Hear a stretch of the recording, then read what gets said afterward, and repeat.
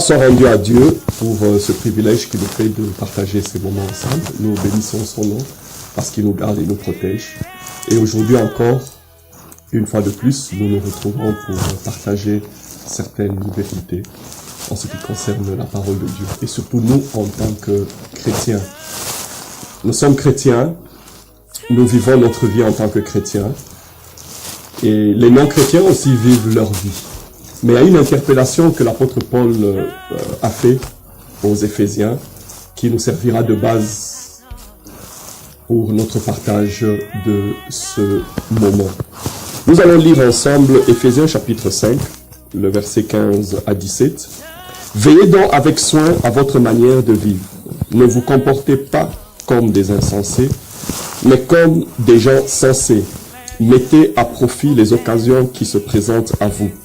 Car nous vivons des jours mauvais, c'est pourquoi ne soyez pas déraisonnables, mais comprenez ce que le Seigneur attend de vous. » Un jour, j'ai lu sur un autocollant d'une voiture ceci: « La vie est trop précieuse pour la gâcher. »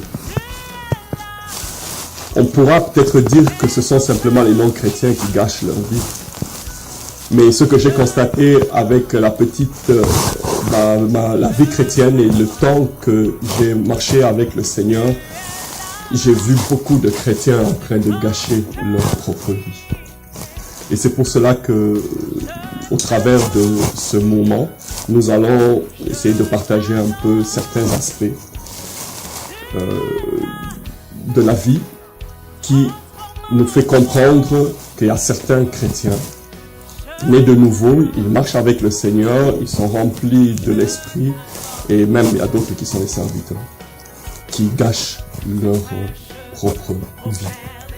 L'apôtre Paul, il s'adresse aux chrétiens de l'église d'Éphèse. Et comme beaucoup d'entre nous le savent, les épîtres ne sont pas adressées aux non-chrétiens, mais les épîtres sont adressées aux chrétiens. Et le fait que l'apôtre Paul dise « Veillez donc avec soin à votre manière de vivre », ceci veut dire qu'il y a aussi des chrétiens qui ne veillent pas à leur manière de vivre. Et là, l'apôtre Paul insiste. Lorsqu'il dit « veiller », ça veut dire qu'il faut vraiment prendre le temps de bien réfléchir sur la manière dont nous vivons. La manière dont nous vivons en famille, la manière dont nous vivons au travail, la manière dont nous vivons dans la société en général, la manière dont nous vivons en tant que serviteurs de Dieu. Et là, l'apôtre Paul s'adresse à toutes les catégories de chrétiens.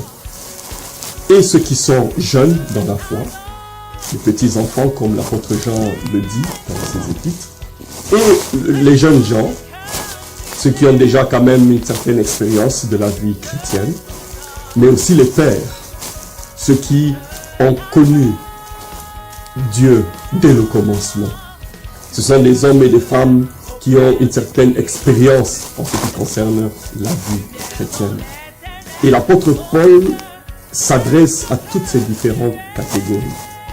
En tant que chrétiens, nous devons savoir comment nous devons vivre notre vie chrétienne.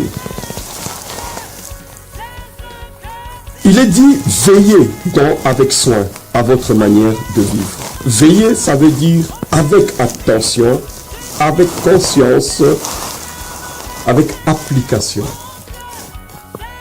Chacun d'entre nous doit être prêt à réfléchir sur sa manière de vivre.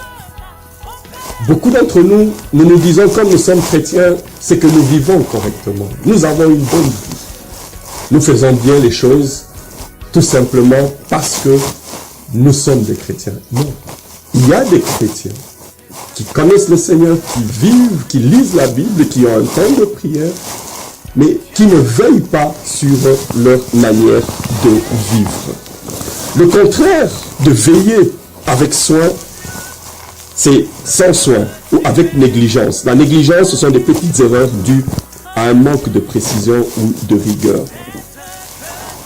La négligence ou le laisser aller, c'est aussi notre type de négligence dans la manière de faire les choses. La parole de Dieu nous exhorte à ne pas être négligent. Et littéralement, la parole de Dieu nous demande d'avancer dans la vie avec beaucoup d'attention, avec beaucoup de sagesse. Et mon exhortation de ce moment, c'est que chacun d'entre nous doit apprendre à faire attention à sa manière de vivre. Nous avançons tous, mais pas de la même manière. Certains avancent avec essai et erreur, dit le hasard. Lorsque ça va, gloire au Seigneur. Lorsque ça ne va pas, ils se plaignent. Non. Là, c'est une catégorie de personnes. Ils avancent avec essai et erreur. D'autres, dans la vie chrétienne, ils avancent avec l'ignorance, pendant qu'ils ont la possibilité de connaître.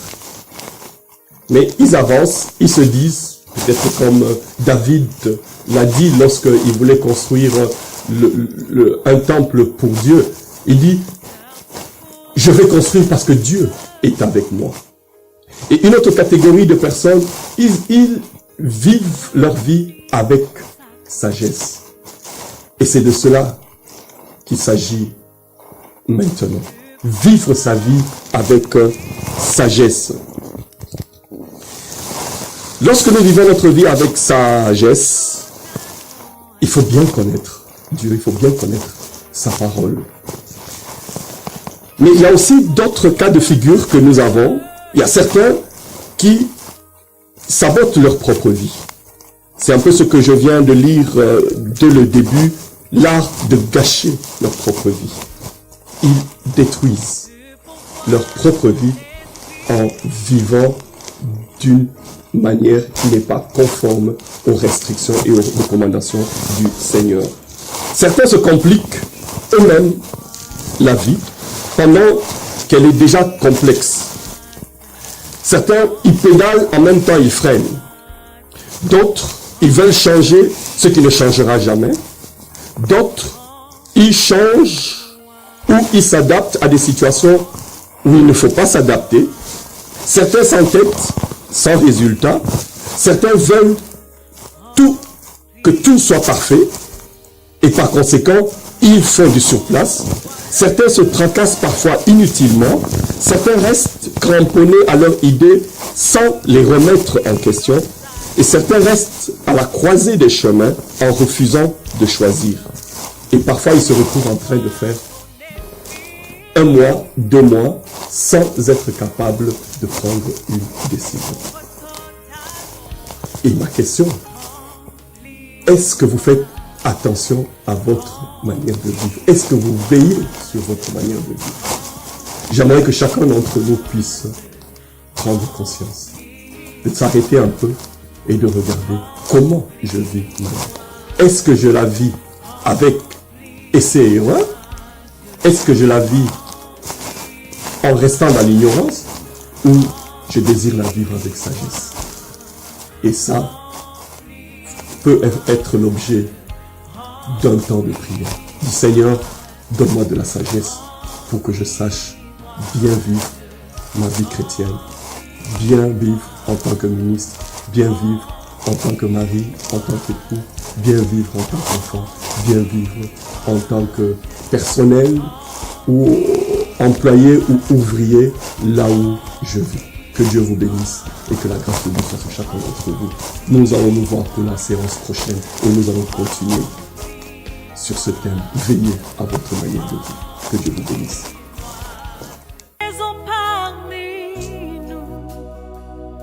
Je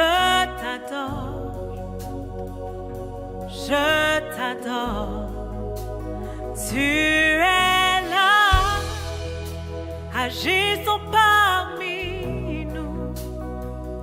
Je t'adore, tu